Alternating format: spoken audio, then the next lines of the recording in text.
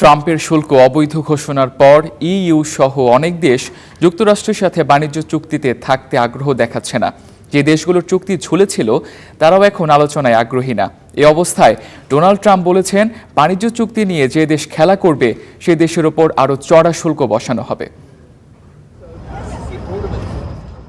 Supreme court Donald ট্রাম্পের শুল্ক অবৈধ ঘোষণার পর তার হুমকি ধামকিকে যেন কেউ তোয়াক্কাই করছে না। যুক্তরাজ্য বলছে, যুক্তরাষ্ট্র যদি শুল্ক চুক্তিকে সম্মান না করে এ নিয়ে আর আলোচনা হবে না। আর ইউরোপীয় ইউনিয়ন তো আপাতত শুল্ক চুক্তি স্থগিত করে দিয়েছে। এমন সময়ে কানাডার প্রধানমন্ত্রী মার্ক কার্নি যাচ্ছেন ভারত, অস্ট্রেলিয়া ও জাপান সফরে। যুক্তরাষ্ট্রকে ছাপিয়ে এই দেশগুলোর সঙ্গে বাণিজ্য বাড়ানোর লক্ষ্য কানাডার। ভারতও পিছিয়ে দিয়েছে যুক্তরাষ্ট্রের সঙ্গে বাণিজ্য আলোচনা।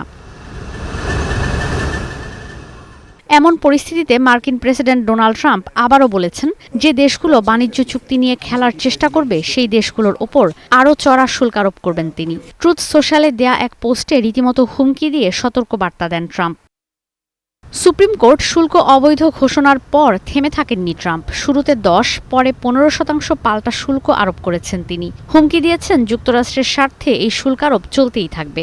শুল্ক ইস্যুতে এমন অনিশ্চয়তায় যুক্তরাষ্ট্রের শেয়ার বাজারে এখন টালমাটাল অবস্থা। সোমবার গুরুত্বপূর্ণ সব সূচকের পতন হয়েছে। অন্যদিকে কয়েকদিন ধরে বিশ্ববাজারে দুর্বল অবস্থানে মার্কিন ডলার।